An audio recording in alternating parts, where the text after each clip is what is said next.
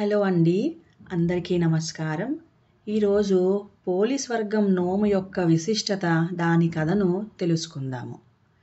స్త్రీలు కార్తీక మాసంలో అత్యంత భక్తి శ్రద్ధలతో జరుపుకునే నోము పోలీస్ వర్గం నోము. ప్రాచీన కాలం నుంచి కార్తీక మాసంలో స్త్రీలు అందరినీ ప్రభావితం చేసే నోములలో పోలీస్ వర్గం నోము ఒకటి.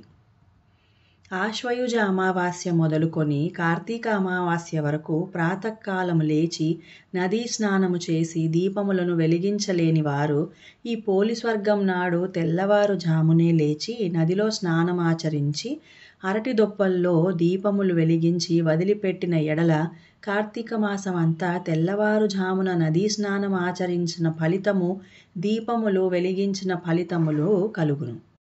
స్త్రీలందరూ ఈరోజు కలిసికట్టుగా నదీ స్నానం చేసి నది ఒడ్డునే దీపములను వెలిగించి నోమును ఆచరించి బ్రాహ్మణోత్తములకు స్వయం పాకములు, దీపదానములు ఇచ్చి ఆశీర్వాదములు పొందుతారు. కార్తీక మాసం దీపాలను వెలిగిస్తే బొందితో స్వర్గానికి చేరుకుంటామా లేదా అన్నది తరువాత మాట. ఆచారాన్ని పాటించాలన్న మనసు ఉన్నప్పుడు మార్గం దానంతట అదే కనిపిస్తుందని చెప్పడం ఈ కథలోని అంతర్యం.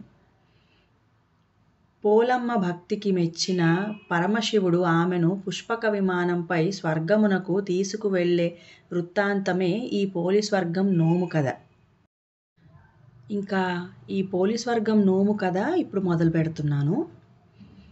ఓ మారుమూల గ్రామానికి చెందిన రజక స్త్రీకి 5 కోడళ్ళు ఉండేవాళ్ళు.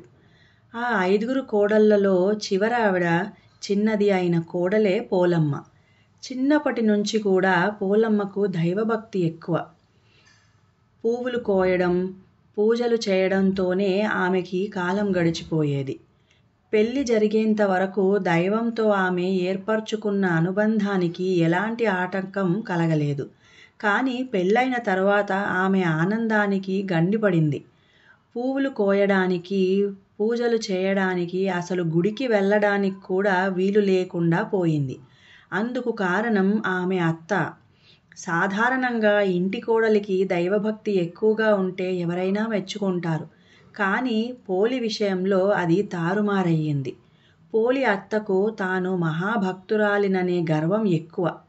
కొంతమంది అమ్మలక్కలు కూడా ఆమె వెనకే చేరి భజన చేయడం వలన ఆమెలో మరింత అహంకారం పెరిగింది. పోలి కారణంగా తన పేరు కాస్త పోతుందని భావించి ఆమెను మాత్రం ఇంటి పట్టున ఉంచి మిగతా కోడళ్లను తీసుకుని గుడికి వెళ్ళి వచ్చేది. ఈ నేపథ్యంలో ఓ కార్తీక అమావాస్య రోజున పోలికి ఇంటి పనులు పురమాయించింది. ఆమెకి పూజా సామాగ్రి అందుబాటులో లేకుండా చేసి మిగతా కోడళ్లతో అత్త నదీ స్నానానికి వెళ్ళింది. పోలి ఏమాత్రం బాధపడకుండా బావి దగ్గరే స్నానం చేసి పత్తి చెట్టు నుంచి పత్తి తీసి వత్తిని చేసింది. చల్లకవ్వానికి ఉన్న వెన్నను తీసి దానితో దీపాన్ని వెలిగించి దైవానికి నమస్కరించింది. పోలి భక్తికి మెచ్చిన దైవం ఆమె కోసం పుష్పక విమానం పంపింది. ఊరు జనం చూస్తుండగానే పోలి ఆ విమానం ఎక్కింది. విమానం కొంచెం పైకి లేవగానే అక్కడికి వచ్చిన అత్త తాను కాకుండా తన కోడలు స్వర్గానికి వెళ్ళడానికి వీల్లేదంటూ పోలిని కిందకి లాగడానికి ఆమె కాళ్ళు పట్టుకుంది. ఆ వెంటనే మిగతా కోడళ్ళు ఒకరి తర్వాత ఒకరుగా ఒకరి కాళ్ళు ఒకరు పట్టుకుని విమానం నుంచి కిందకి వేలాడసాగారు. అది చూసిన దేవతలు పోలితో వారికి పోలిక లేదంటూ విమానం నుంచి కిందకి పడదోశారు. పోలి మాత్రం బొందితో స్వర్గానికి వెళ్ళిపోయింది. అప్పటి నుంచి ప్రతి ఏడాది ఆశ్వయుజ అమావాస్య మొదలు కార్తీక అమావాస్య వరకు ప్రతినిత్యం బ్రహ్మీ ముహూర్తంలో నిద్రలేచి నదీ స్నానం చేసి దీపం వెలిగించి పోలి కథ చెప్పుకుని అక్షింతలు తలపై వేసుకోవడం ఆనవాయితీగా వస్తోంది. ఈ విధంగా 1 నెల రోజుల పాటు నదీ స్నానం నోము పూర్తయ్యాక కార్తీక అమావాస్య రోజున బ్రాహ్మణుడికి దీపదానం ఇవ్వాల్సి ఉంటుంది. కార్తీక మాసంలో శివకేశవులను ఆరాధిస్తే సకల శుభాలు కలుగుతాయని నమ్ముతారు. కార్తీక మాసంలో వచ్చే అమావాస్య తర్వాత రోజు అంటే పాడ్యమి నాడు పోలిపాడ్యమిని జరుపుతారు.